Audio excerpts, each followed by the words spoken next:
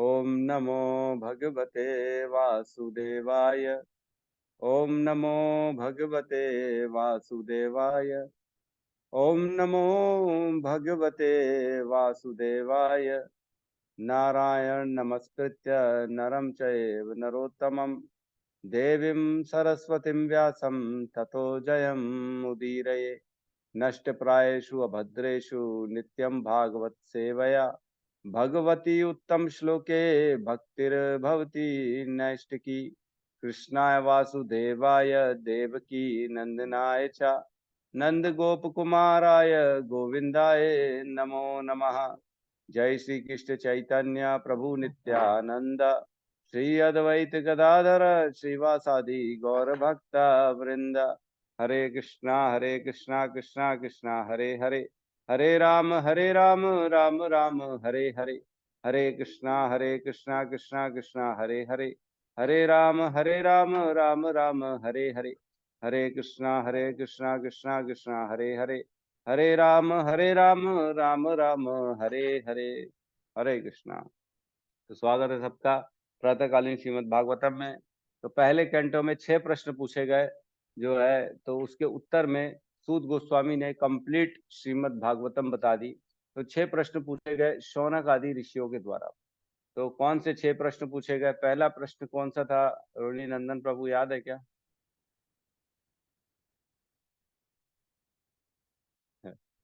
आपका म्यूट है प्रभु जी, आवाज नहीं आ रही।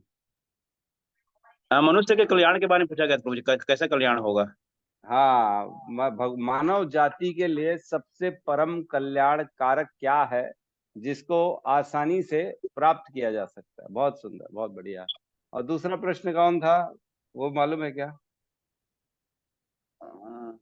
शास्त्र के बारे में शायद बताया गया था प्रभु जी, शास्त्र के, हाँ, है ना? सभी शास्त्रों का सार बताइए, जो सभी शास्त्रों में जो है जानने लायक है वो आप हमें वो बताइए, जो अपने गुरुओं से आपने सुना है एज इट इज हमको बताइए। और तीसरा प्रश्न क्या था? अ, वासुदेव वासुदेव क्यों आए थे? देवकी हाँ, के गर्भ में क्यों आए थे? उनका प्रयोजन क्या था आने का?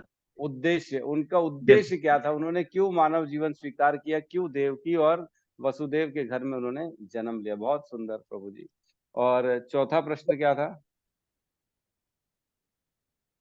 भगवान का गुण, लीलाओं का वर्णन करो। का वर्णन बताइए, ऐसा कुछ था प्रभु जी इसमें। हाँ, लीलाओं का वर्णन एकदम सही है। भगवान की अनेक अनेक जो लीलाएं करी थी भगवान ने इस धराधाम में, उसका आप वर्णन करिए। और छठवां प्रश्न था? बस निज धाम चले गए भगवान जो है, तो उसके बाद भी कलयुग क्या होगा, ऐसा कुछ था? नहीं नहीं, वो छठवां था।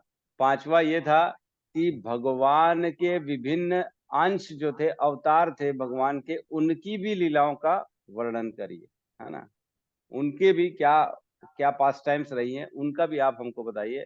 और छठवां था, जब भगवान अपने धराधाम पे चले गए तो धर्म ने किसकी शरण ली, है ना। धर्म कहाँ चला गया? तो बहुत सुंदर। हमारे गौतम प्रभु, रोहिणी नंदन प्रभु, आपको याद है?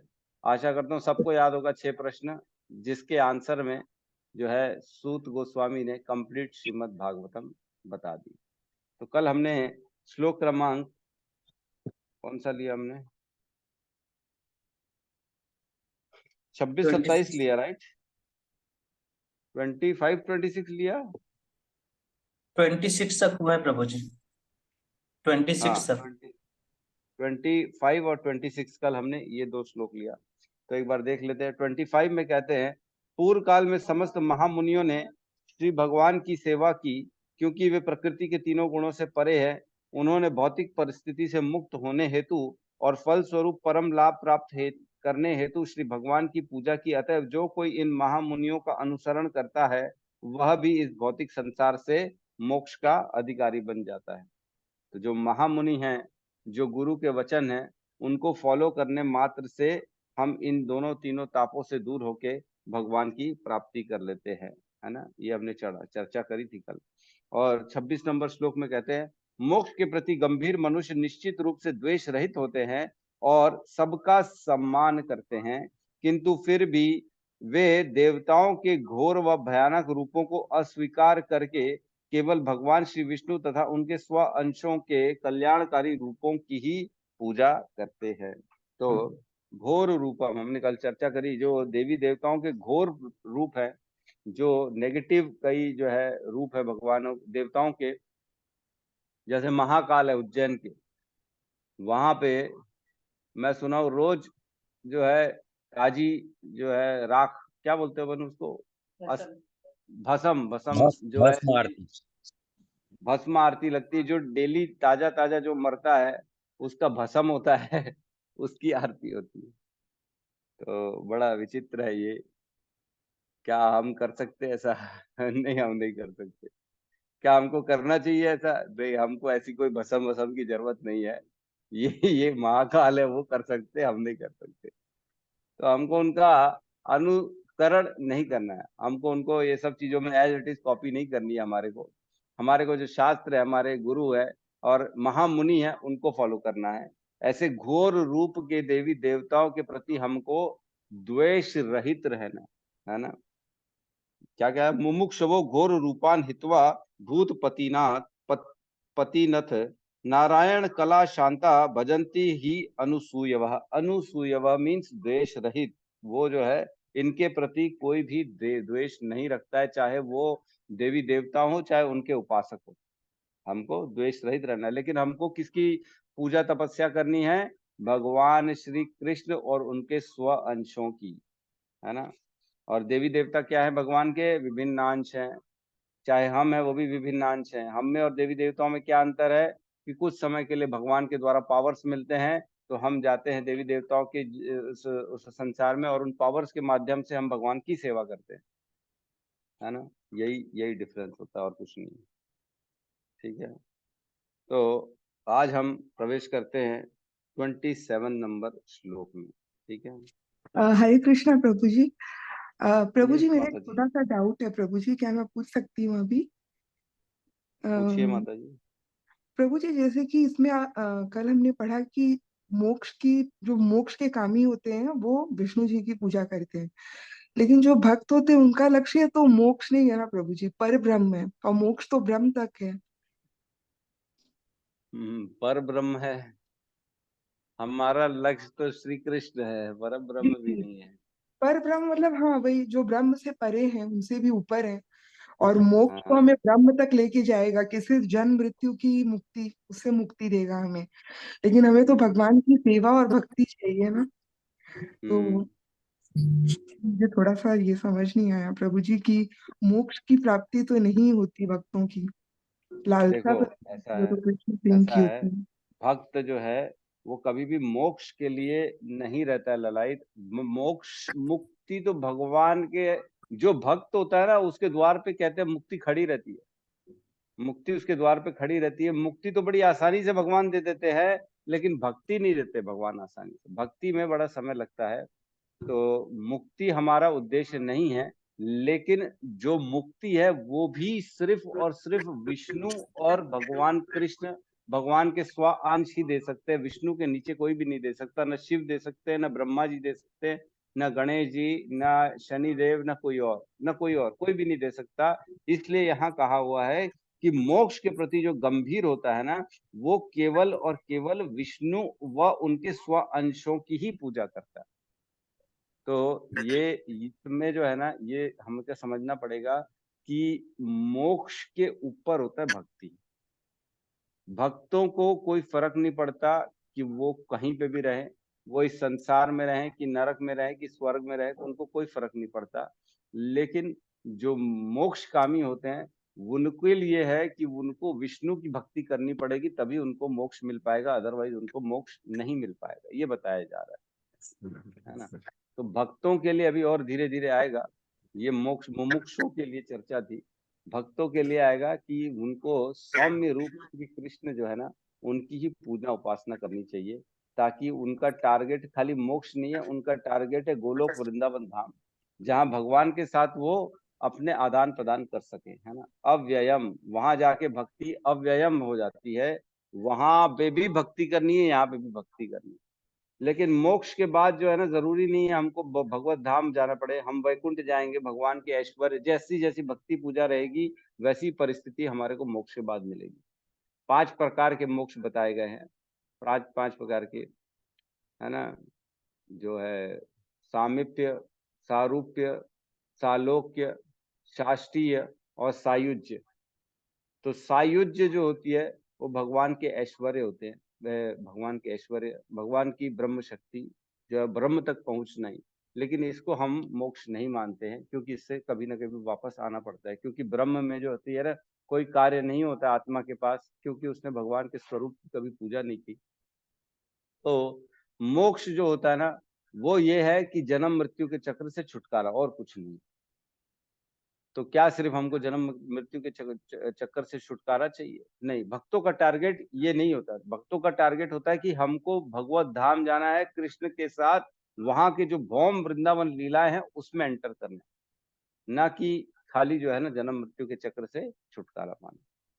और ये भी शक्ति लेकिन सिर्फ और सिर्फ विष्णु या उनके ऊपर है। विष्णु और उनके स्वांश भगवान के, जैसे नरसिंह हो गए, नरसिंह देव, वामन हो गए, मत्स्य अवतार हो गए भगवान के, वराह अवतार हो गए, स्वयं प्रभु हो गए श्री कृष्ण, प्रभु श्री राम हो गए। इन सब में शक्तियां हैं कि हमको मोक्ष दे सके, लेकिन उनके नीचे जैसे शिव जी है, ब्रह्मा जी है, बाकी देवी देवताओं में किसी में भी शक्ति नहीं है कि मोक्ष दे सके।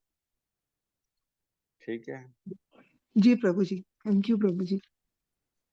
Thank you. हरे कृष्णा। तो हम प्रवेश करते हैं 27वें नंबर श्लोक में, साथ में दोहराएंगे। रजस्तम प्रकृतया रजस्तम प्रकृत्या समशीला भजन्ति वै समशीला भजन्ति वै पितृभूत प्रजेशाद आदीन पितृभूत प्रजेशादि प्रिया ऐश्वर्य प्रजेश इप्सवा श्रियैश्वर्य प्रजेपस्वः। रजतम, बोलिए प्रभु जी। बोलिए माता जी, बोलिए। रजस्तमः प्रकृत्याः रजस्तमः प्रकृत्याः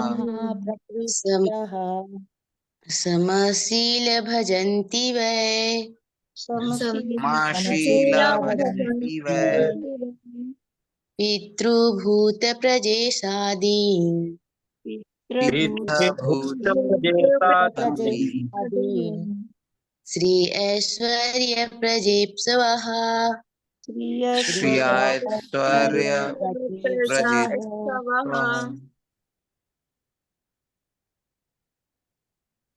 रजस्तमः प्रकृत्यः रजतमः प्रकृत्याः समशीला भजन्ति वै समशीला भजन्ति वै प्रीतिभूत प्रजेशादीन् पितृप्रजेशादि श्रिया ऐश्वर्य प्रजाप्सवः श्रियैश्वर्य प्रजेप्सवः।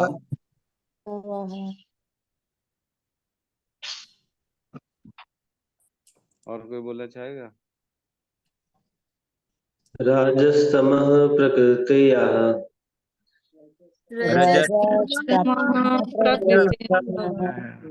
समशीला भजन्ति वै समशीला भजन्ति पितृभूत प्रजेशादीन् पितृभूत प्रजेशादि श्री ऐश्वर्य प्रजेप्सवः प्रजेप्सवः। अनुवाद। जो मनुष्य रजोगुणी तथा तमोगुणी है, वे पितरों, अन्य जीवों तथा उन देवताओं की पूजा करते हैं जो सृष्टि संबंधी कार्यकलापों के प्रभारी हैं, क्योंकि वे स्त्री, धन, शक्ति तथा संतान का लाभ उठाने की इच्छा से प्रेरित होते हैं। ओम अज्ञानतिमिरन्धस्य ज्ञानाञ्जन शलाकया चक्षुरुन्मिलितं येन तस्मै श्रीगुरुवे नमः। श्रीचैतन्यमनोभीष्टं स्थापितं येन भूतले स्वयं रूपः कदा मह्यं ददाति स्वपदान्तिकं।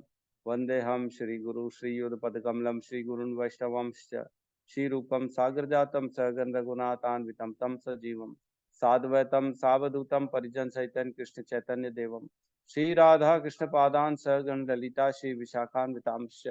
हे कृष्ण करुणा सिंधु दीन बंधु जगतपते गोपेश गोपिका कांता राधा कांत नमस्तुते। तप्त कंचन गौरांगी राधे वृंदावनेश्वरी वृषभानु सुते देवी प्रणमामि हरिप्रिये। वाञ्छाकल्पतरुभ्यश्च कृपा सिन्धुभ्य एव च पतितानां पावनेभ्यो वैष्णवेभ्यो नमो नमः।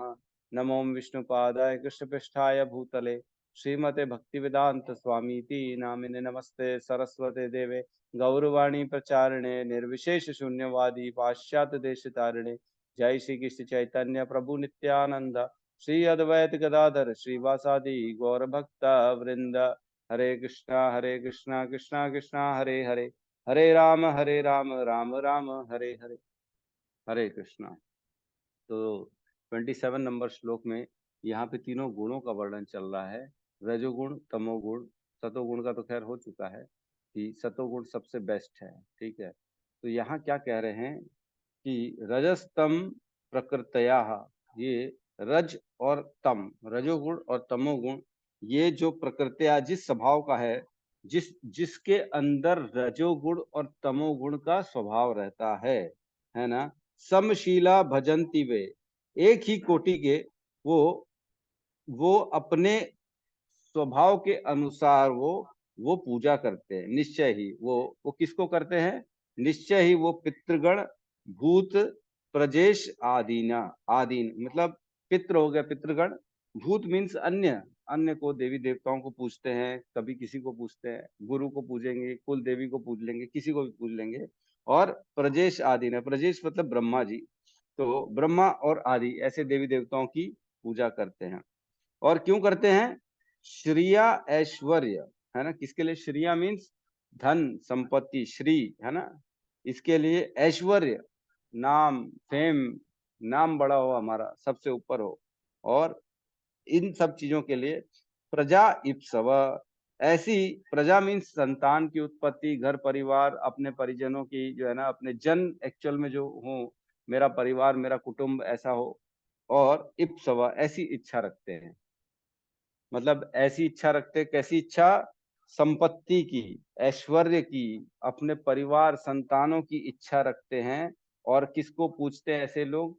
पितरों को पूछते हैं, अन्य लोगों को पूछते, गुरु को, कुल गुरु को, इसको उसको, ब्रह्मा जी को, और आदि आदि आदि देवताओं को पूछते हैं। कौन?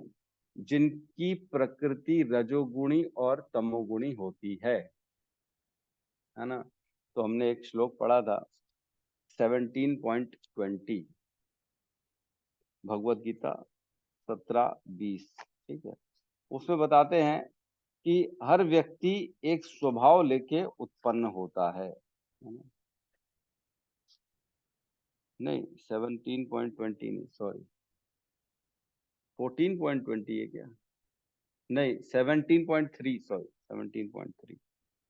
17.3 इसमें कहते हैं, हे भरत पुत्र, विभिन्न गुणों के अंतर्गत अपने अपने अस्तित्व के अनुसार मनुष्य एक विशेष प्रकार की श्रद्धा विकसित करता है। अपने द्वारा अर्जित गुणों के अनुसार ही जीव को विशेष श्रद्धा से युक्त कहा जाता है। तो अपने अपने अस्तित्व के अनुसार, अपने अपने पूर्व कर्मों के अनुसार, अपनी इच्छाओं के अनुसार, अपने संग के अनुसार, किस तरह के लोगों के साथ उठना बैठना कर रहा है, वो एक विशेष प्रकार की श्रद्धा को उत्पन्न करता है, जो उसका स्वभाव बनता है धीरे धीरे।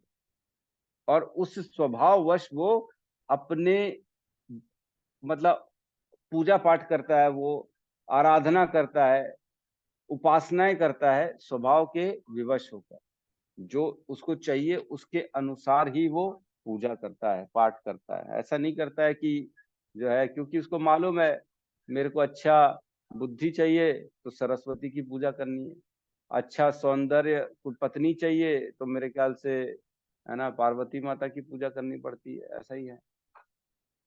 शादी जल्दी करनी रहती है तो लोग बोले शिव जी की पूजा कर लो, पता नहीं क्या क्या।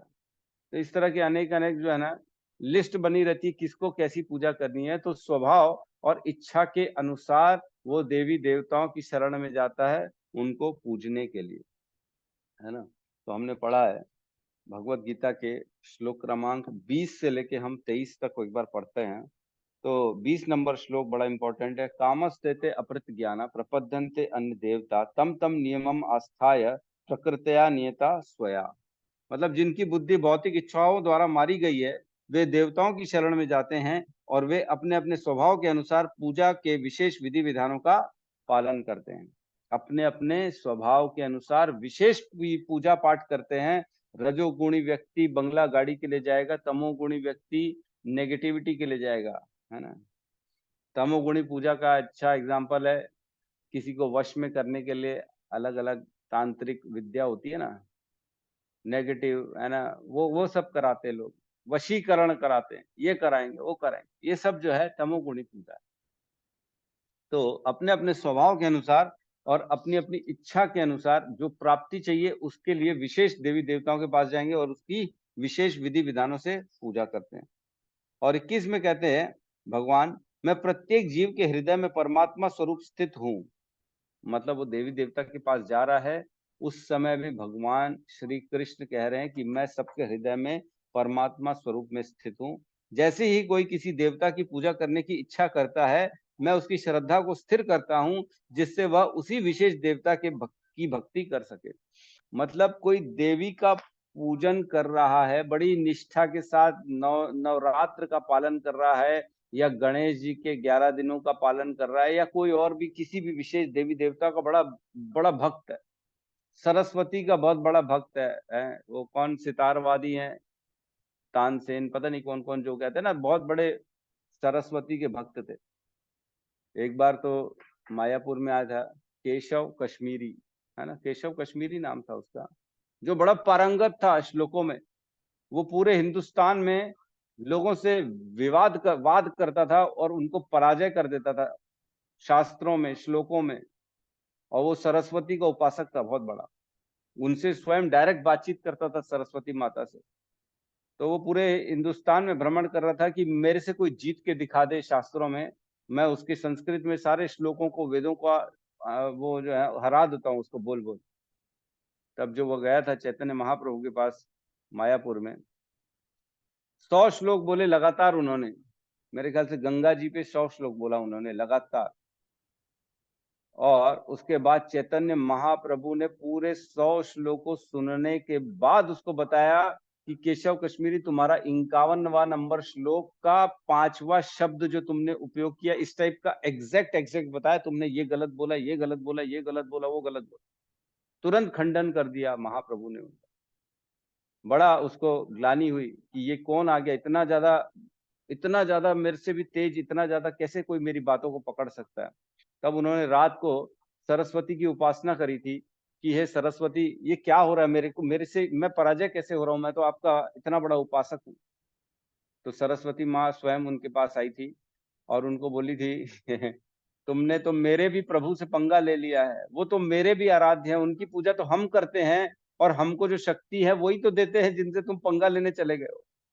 उनसे मैं कैसे जितवा सकती हूँ तुम्हारे को, क्योंकि मेरी जो खुद का अस्तित्व है उन्हीं की कृपा से मेरा अस्तित्व है। तो कहने का मतलब है देवताओं के प्रति भी जो पूजा हमारे अंदर श्रद्धा होती है वो भी कौन डेवलप करते हैं, प्रभु करते हैं।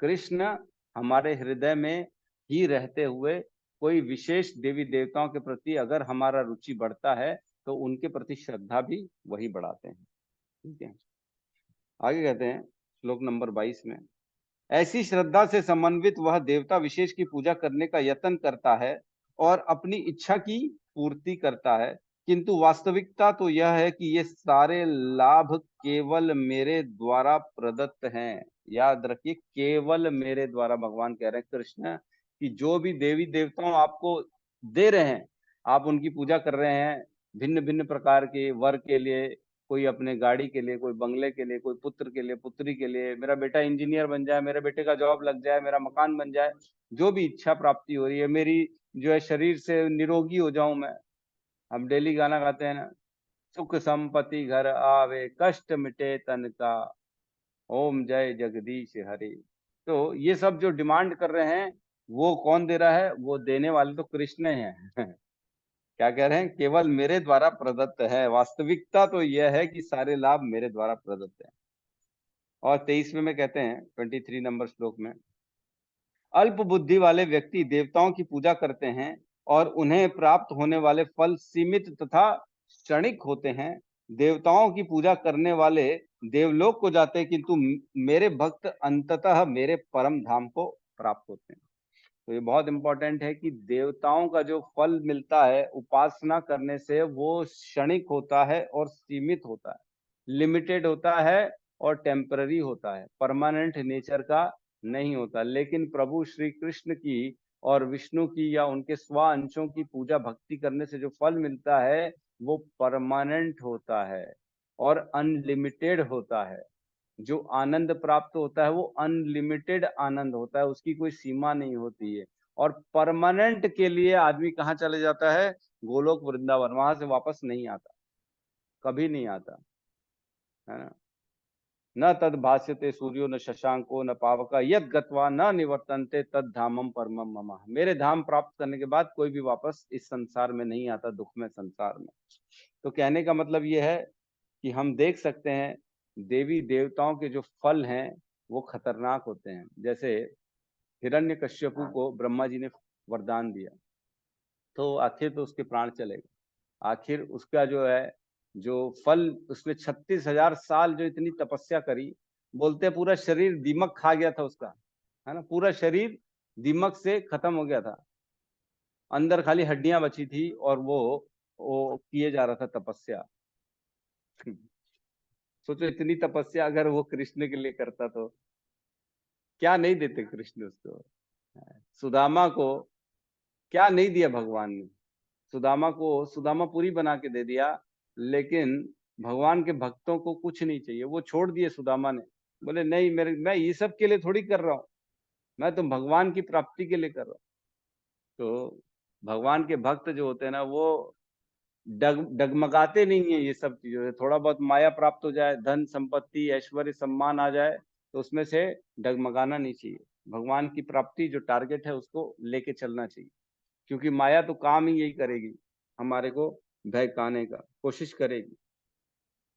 तो कहने का मतलब है, अन्य आवश्यक वस्तुओं के लिए जो प्रयासरत रहते हैं वह केवल और केवल अपने समय का अपव्यय करते हैं और अपने लिए इसी संसार में दोबारा आने का व्यवस्था करते हैं। मतलब जो व्यक्ति वस्तुओं की इच्छा पूर्ति के लिए लगा रहेगा, तो वो दोबारा अपने अगले जीवन को भी यहाँ खींच के लाएगा, क्योंकि इच्छा ही तो कारण है इस संसार में आने का, है ना।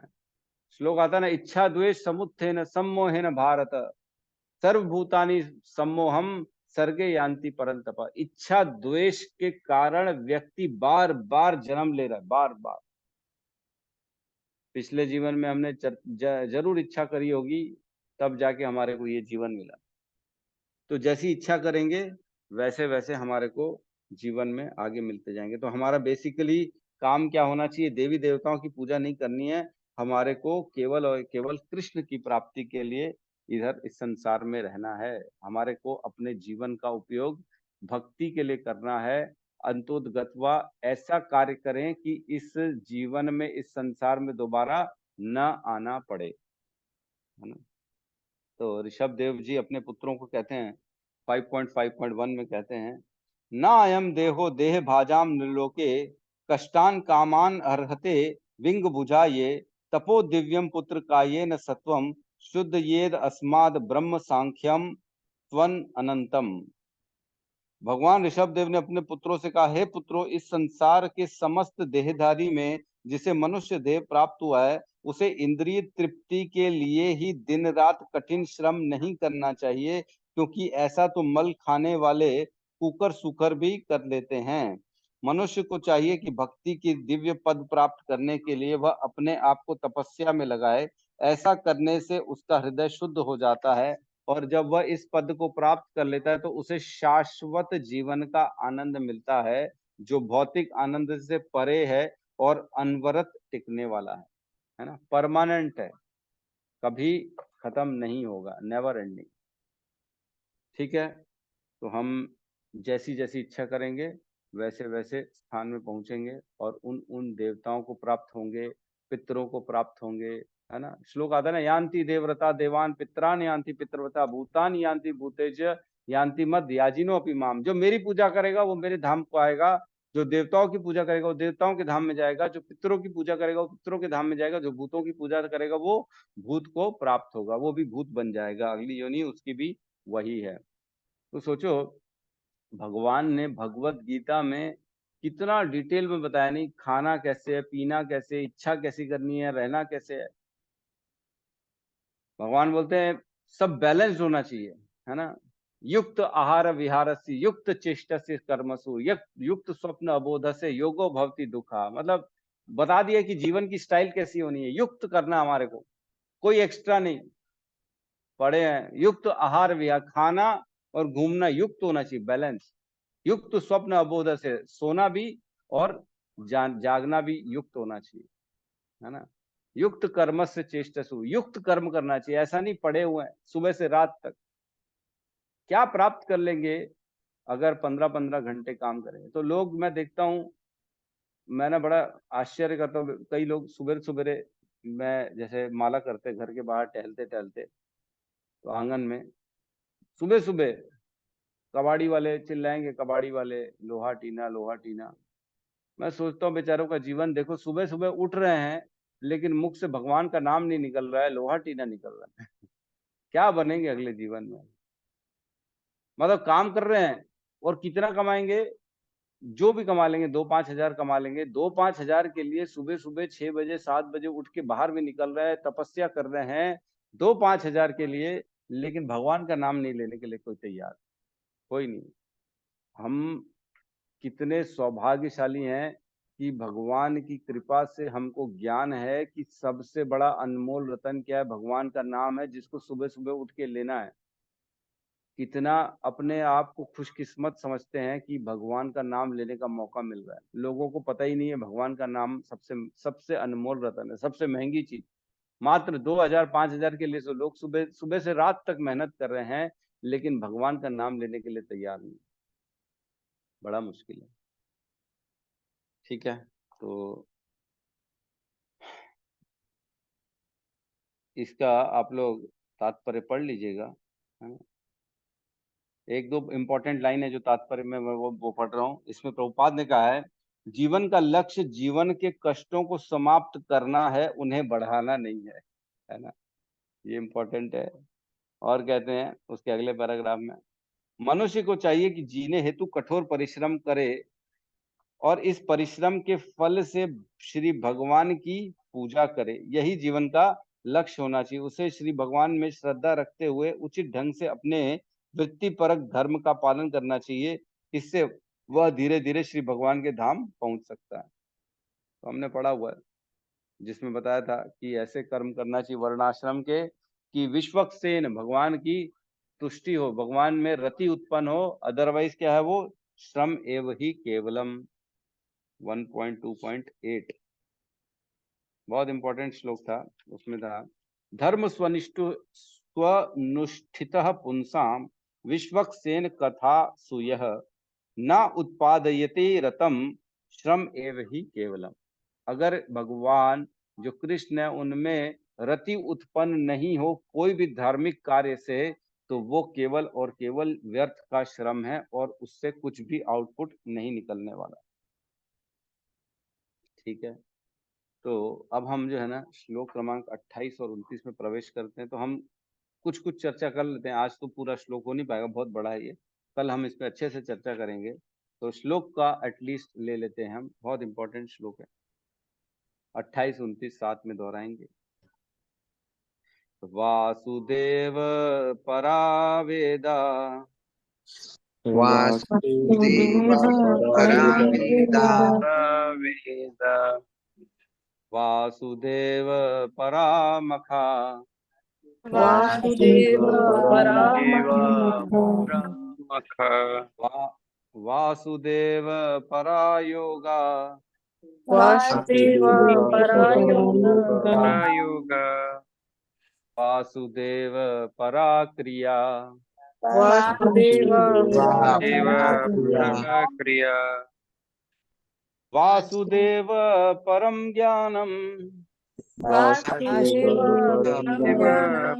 ज्ञानम वासुदेव परम तपः वासुदेव देव परम तपः वासुदेव परो धर्मो वासुदेव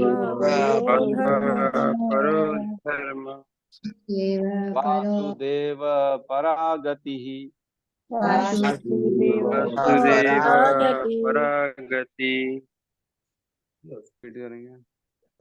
वासुदेव परावेद वासुदेव परावेद वासुदेव परामखा वासुदेव परामखः वासुदेव परायोग वासुदेव परायोगः वासुदेव पराक्रिया वासुदेव पराक्रिया वासुदेव परां ज्ञानम् वासुदेव परं ज्ञानम् वासुदेव परं तपः वासुदेव परं तपः वासुदेव परो धर्मो वासुदेव परो धर्मो वासुदेव परागति वासुदेव परागति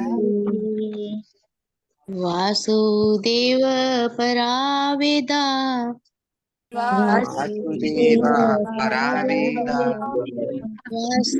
वासुदेव परामखः वासुदेव वासुदेव परायोगा वासुदेव परायोगः वासुदेव पराक्रियाः वासुदेव पराक्रिया वासुदेव परं ज्ञानम् वासुदेव परं ज्ञानम् वासुदेव परं तपः वासुदेव परं तपः वासुदेव परो धर्मो वासुदेव परो धर्मो वासुदेव परागतिः वासुदेव परागतिः अनुवाद। प्रामाणिक शास्त्रों में ज्ञान का परम उद्देश्य पूर्ण पुरुषोत्तम परमेश्वर श्री कृष्ण है। यज्ञ करने का उद्देश्य उन्हें ही प्रसन्न करना है। योग उन्हीं के साक्षात्कार के लिए है। समस्त सकाम कर्म अंततः उन्हीं के द्वारा पुरस्कृत होते हैं। वे परम ज्ञान हैं और समस्त कठिन तपस्याएं उन्हीं के को जानने हेतु की जाती हैं। उनकी प्रेम पूर्ण सेवा करना ही धर्म है। वे ही जीवन के परम लक्ष्य हैं, है ना। तो वासुदेव परावेदा, परा मीन्स सबसे टॉप, परम उससे ऊपर कुछ भी नहीं, है ना। तो वासुदेव मीन्स कौन? जो वसुदेव और देवकी के पुत्र हैं वासुदेव, उनका परावेदा वही सभी वेदों में जानने के लिए है। मतलब वेदों का उद्देश्य है कि हम वासुदेव को जान सकें, कृष्ण को जान सकें। वासुदेव परामखा, मखा मीन्स जो यज्ञ हम करते हैं, अलग अलग के यज्ञ, है ना। घर गृह प्रवेश यज्ञ हो जाता है कई बार, और कौन कौन से यज्ञ होते हैं, है ना। तरह तरह के यज्ञ करता है आदमी। तो यज्ञों का उद्देश्य क्या है? वासुदेव की ही संतुष्टि, और कोई नहीं। यज्ञ हमने पढ़ा है 5.29 में भगवान कहते हैं भगवत गीता में, भोक्ता राम यज्ञ तपसाम सर्वलोक महेश्वर सुहृदय सर्वभूतानाम ज्ञात्वा माम शांति मृच्छति, कि सभी यज्ञों को कौन भोगता है? सभी यज्ञों को भोगने वाला कौन है? कृष्ण है। भोक्ता राम यज्ञ तपसाम, सारे यज्ञ और तपस्या को किसके लिए किए जाते हैं? केवल केवल कृष्ण के लिए किए जाते हैं। तो जो ये जान जाता है उसके जीवन में शांति आ जाती है, अदरवाइज शांति नहीं आएगी। कहते लोग अरे शांति नहीं है हमारे घर में। क्यों नहीं है? क्योंकि तुम जानते ही नहीं हो कि प्रभु श्री कृष्ण सबसे ऊपर है। हर चीज को प्रभु श्री कृष्ण पे अगर हम छोड़ देंगे और ये मानेंगे, ये जानेंगे कि प्रभु श्री कृष्ण है ना, सर्वलोक महेश्वर, अरे वो मेरे भी नहीं, सारे लोकों के ईश्वर है। मेरे शरीर, मेरे इस संसार सृष्टि, इन सब के भी स्वामी कौन है? कृष्ण है। जो ये जान जाएगा वो परम शांति को प्राप्त करेगा, और कोई नहीं करेगा। हम किस में अटके रहते हैं? अरे ये तो मेरा है ना, मैं स्वामी हूँ इसका, ये शरीर का स्वामी मैं हूँ, है ना, अपने परिवार का स्वामी मैं हूँ, अपने घर का स्वामी मैं हूँ, अपने समाज का स्वामी मैं हूँ। ये चक्कर होता है हम जिसमें अशांत होते हैं। तो परा मखा, और क्या करें? वासुदेव परा योगा, सारे योग क्रिया। आजकल तो योग की डेफिनेशन ही चेंज हो गई। योग मतलब योगा करते हैं जिससे शरीर को स्वस्थ रख सकते हैं, है ना। अनुलोम विलोम करेंगे, प्राणायाम करेंगे, तरह तरह के आसन करेंगे, भुजंग आसन करेंगे, ये आसन करेंगे, है ना, नौका आसन, कौन कौन से आसन कराते हैं। मैं तो खुद मैं खुद जाता हूँ एक्चुअल में। थोड़ा शरीर के लिए भी जरूरी है। तो लेकिन एक्चुअल में योग का उद्देश्य ना भगवान से जुड़ना है। दो योग दो मतलब चार, 2 + 2 = 4। हिंदी में क्या कहते हैं? दो योग दो चार। योग मतलब जुड़ना, और योग मतलब किससे जुड़ना? प्रभु श्री कृष्ण से जुड़ना, जो हमारा अल्टीमेट भगवान से जुड़ना ही हमारे मनुष्य जीवन का पर्पज है। उद्देश्य हमारे जीवन का यही है कि हम प्रभु श्री कृष्ण को समझें और जानें और अपने इस जीवन का जो है उद्धार कर सकें। क्योंकि केवल उनको जानने मात्र से, उनको समझने मात्र से हम इस भव बंधन से परे हो जाते हैं, है ना। भगवान कहते हैं जन्म करम च मे दिव्यम एवं यो वेति तत्त्वतः त्यक्त्वा देहम पुनर्जन्म नेति ममेति। सो अर्जुन, उसका दोबारा जन्म नहीं होगा। जो मुझको जान जाएगा, मेरे जन्म और कर्म को जान जाएगा, उसका दोबारा जन्म नहीं होगा। मात्र जानने से हम इस संसार के कष्टों से परे हो जाते हैं। तो जानना कैसे है? श्रवण की विधि से। श्रवण सुनेंगे तो जान पाएंगे। और क्या सुनना है? भगवत गीता और भागवतम सुनना है। किससे सुनना है? जो संप्रदाय में ऑथोराइज्ड हो, प्रमाणिक हो, उनसे सुनना, ना कि टीवी खोल के किसी को भी सुनना है। ऐसा नहीं करना है। हमारे पास कितना कितना ज्यादा हम भाग्यशाली हैं कि हमारे को समय खराब नहीं करना पड़ा। हमारे पास डायरेक्ट ये ज्ञान है कि हमको सिर्फ कृष्ण की पूजा करनी है, उनको प्रसन्न करना है। ये ज्ञान आने में कई लोगों को तो 50-50, 70-70 साल लग जाते हैं। कई लोगों को तो पूरा जीवन लगाने के बाद भी पता नहीं पड़ता कि भगवान कौन है। ऐसे बहुत से लोग होंगे जो कहेंगे नहीं नहीं, भगवान तो निराकार हैं, भगवान तो निर्विशेष हैं, सब समान है, सब कुछ माया है। ये लोगों का ज्ञान है। बताओ, पूरा जीवन तपस्या करते कई लोग, उनको ये नहीं पता रहता है कि कृष्ण भगवान है। लेकिन हम लोग कितने फॉर्चुनेट हैं कि सारे शास्त्रों का निचोड़ करना क्या है, बगैर समय व्यर्थ किए। शील प्रभुपाद की कृपा से हमको मालूम है कि समय व्यर्थ नहीं करना है, फटाफट श्री कृष्ण की पूजा में लगना है, बस, और कुछ नहीं करना है। नहीं तो कोई भी हमको भटका देता, किसी की बातों में चले जाते और किसी भी संप्रदाय से जुड़ जाते, जो ऑथोराइज हो चाहे ना हो, और समय खराब करके पूरा जीवन निकल जाता। अंत काल में मृत्यु के बाद पता पड़ता, ओहो मैंने क्या किया, मैंने तो अपना समय नष्ट कर दिया। भगवत प्राप्ति तो इस पथ से मिलेगी नहीं मेरे को। तो ये बड़ा जो है ना, बड़ा डिफिकल्ट है। जैसे पिता अपना पूरा एक्सपीरियंस अपने पुत्र को बैठे बैठे बातों में ही बता देता है, तो पुत्र को 50 साल का एक्सपीरियंस खाली पिता के संग करने से मिल जाता है। उसी प्रकार हमको श्रील प्रभुपाद का संग इन तात्पर्यों के माध्यम से, उनके ग्रंथों के माध्यम से करने से मिल जाता है। और उनके जीवन का जो सार है, जो वो ज्ञान है, वो हमको मात्र पढ़ने, श्रवण से, श्रद्धा से समझ में आ जाता है। उसके लिए हमको न समय लगाने की जरूरत है, न पैसा लगाने की जरूरत है, न पूछने की, इधर उधर जाने की, तपस्या करने की जरूरत है। मात्र घर बैठे बैठे मात्र प्रभुपाद का फॉलो करने से हमको सारा ज्ञान मिल जाता है कि नहीं, समय बर्बाद नहीं करना है, सिर्फ कृष्ण की भक्ति करनी है जो कि सबसे ऊपर है। वासुदेव परा क्रिया, वासुदेव परम ज्ञानम। ज्ञान जो है हमने पढ़ा है, हम कल भी चर्चा करेंगे। 13वें अध्याय में भगवत गीता के 8 से 12 नंबर श्लोक में 20 ज्ञान के बिंदु बताए गए, जिसमें सबसे मुख्य था भगवान की अनन्य भक्ति, है ना, हमने पढ़ा था।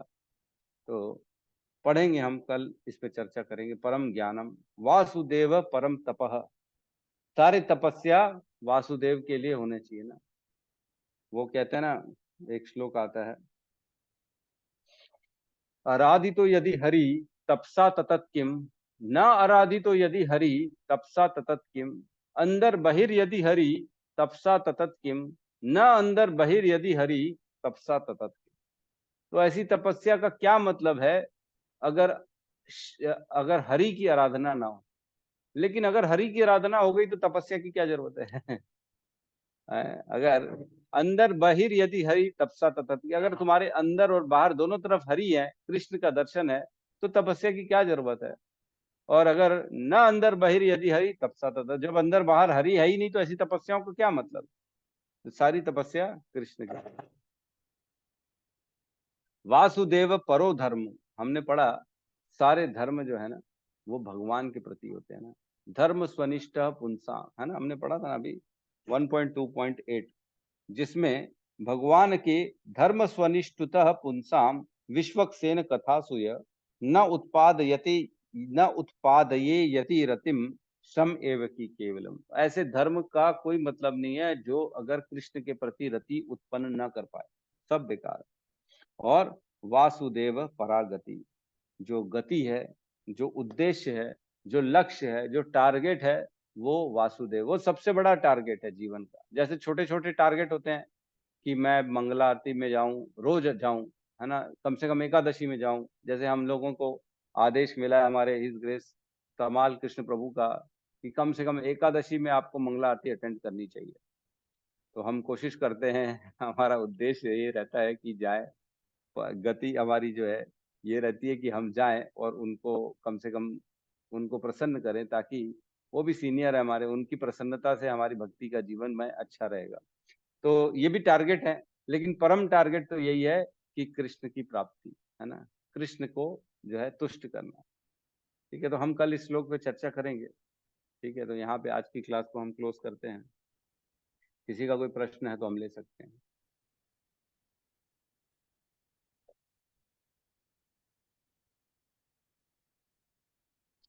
यस, हिज ग्रेस रोहिणी नंदन प्रभु कहिए। हरे कृष्ण प्रभु जी, धन्यवाद, प्रणाम। प्रभु जी, प्रभु जी जैसे भगवान भी जैसे देवी देवता की पूजा करने के लिए क्यों बोलते हैं? जैसे पर्टिकुलर जैसे किसी का आशीर्वाद लेना है तो आप उनके पास उनकी पूजा कर लो, ऐसा करके। मतलब कैसा आप पूजा कर लो बोल रहे हैं?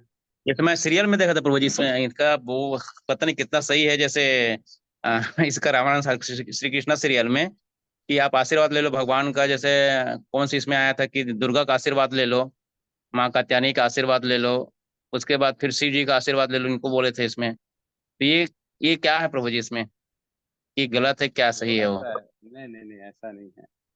देखो, भगवान जब आते हैं इस धराधाम में तो धर्म की स्थापना के लिए आते हैं, है ना।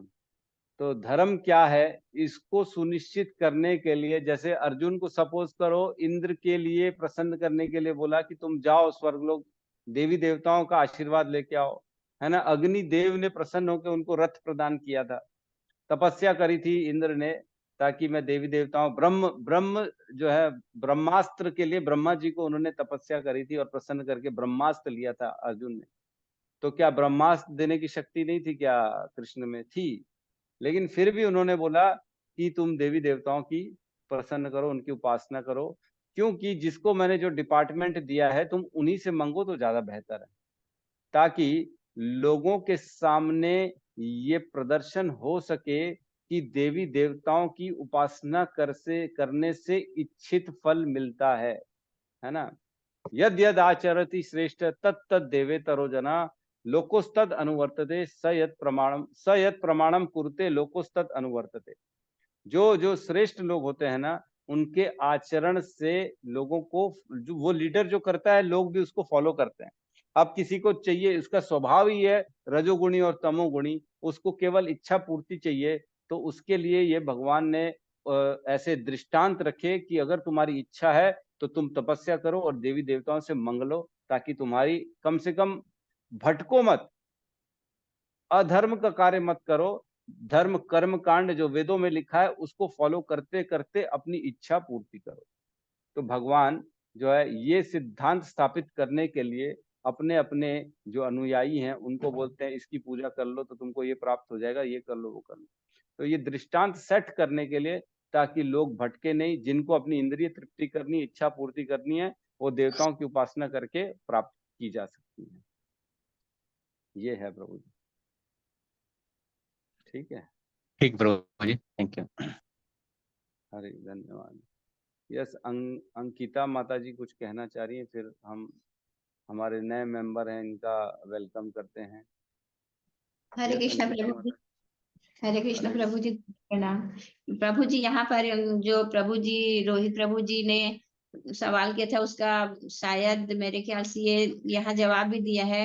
एक भागवतम इसी श्लोक के अंत में, एक जेल में बंदी होते हैं और प्रबंधक भी होते हैं, किंतु बंदी तथा प्रबंधक दोनों राजा के नियमों से बंधे होते हैं। लेकिन यदि कभी कभार राजा जेल में जाता है, आता है, तो वह जेल के नियमों से बंधा नहीं होता। राजा सदैव जेल के नियमों से परे होता है। ठीक उसी प्रकार श्री भगवान इस भौतिक जगत के नियमों से परे होते हैं।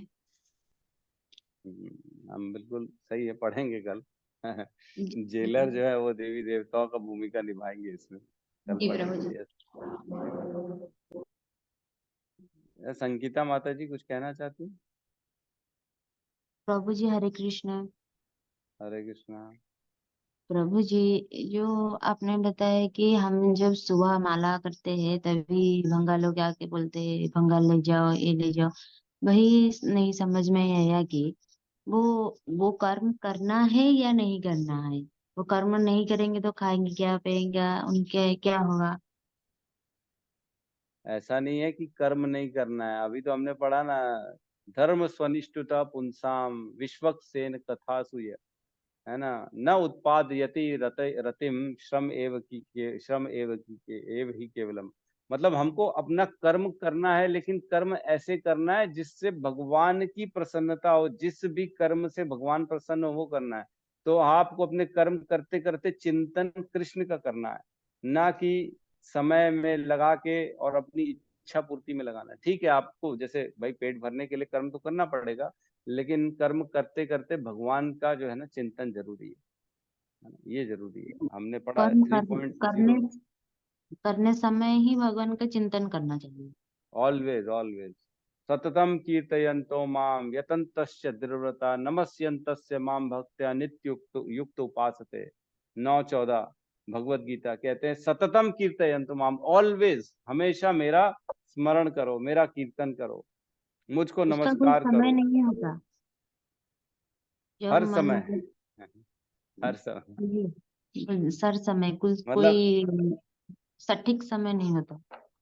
नहीं नहीं नहीं, सटीक नहीं। जब आप मन बस भगवान का हृदय में चिंतन करते करते सारे कर्म करो ना, क्या प्रॉब्लम है। जी प्रभु जी। प्रभु जी, अरे एक बात पूछनी थी, जो ये भूत प्रेत ये सच में होते हैं क्या? हाँ होते हैं ना। ये भूत हमारे प्रेत घर कौन के होता पास। है? भूत प्रेत कौन होता है? जिसके पास ये शरीर नहीं होता वो भूत प्रेत है, और जिसके पास अच्छा, ये शरीर है वो मनुष्य है, बस और क्या। वो हमारे हमारे जैसे ही घर होते के हैं वो। पास। हाँ जी प्रभु जी, हमारे घर के पास एक लड़की उनके शरीर में है, वो बोलते हैं मेरे शरीर में है। ये सच होता है ये? नहीं नहीं, सच होता है ना, सच होता है। जी प्रभु जी। जी ठीक, हरे जी कृष्ण जी। प्रभु जी। हरे कृष्णा। तो कबीर जी, आपका प्रश्न भी अगर पूछ लीजिए, क्या पूछना चाह रहे हैं? हरे कृष्ण प्रभु जी। प्रभु जी, मैं योग करते करते सुन रहा था, तो कोई दिक्कत तो नहीं है ना छत पे? बस ये है, सुनना और समझना जरूरी है। जो जी है आप मतलब हमारे अंदर ये देखिए, प्राइमरी हमारा मोटो ये होना चाहिए कि मैं शास्त्र को समझूं। तो शास्त्र के समय दूसरा कार्य करेंगे तो हो सकता है कहीं ना कहीं भटक जाएं।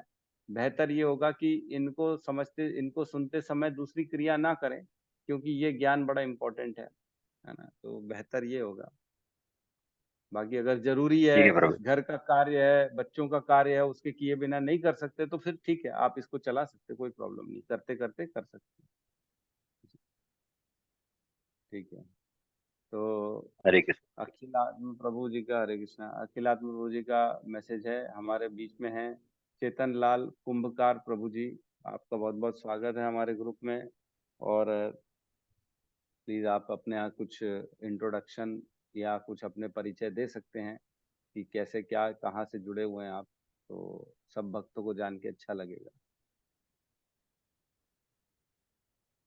आपका म्यूट है प्रभु जी, आप अनम्यूट पहले करें।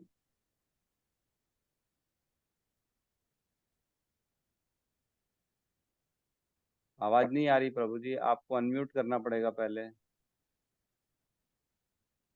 स्क्रीन में जाएंगे, वहां माइक का बटन होगा, उसको दबाएंगे तब अनम्यूट होगा वो।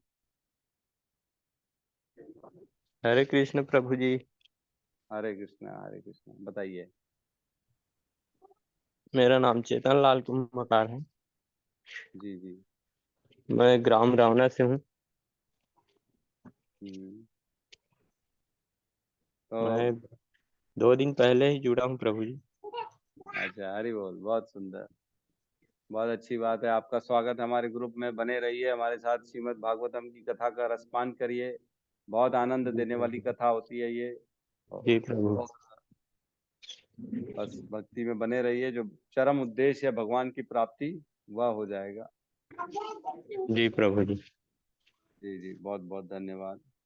हरे कृष्ण हरे कृष्ण हरे कृष्णा हरे कृष्णा कृष्णा हरे राम हरे राम हरे राम राम राम राम राम हरे हरे। सभी भक्त वृंद की जय। जय। जगत गुरु श्रील प्रभुपाद की जय। जय जय गौर प्रेमानंदे। हरि हरि बोल। हरि हरि बोल। हरि हरि बोल।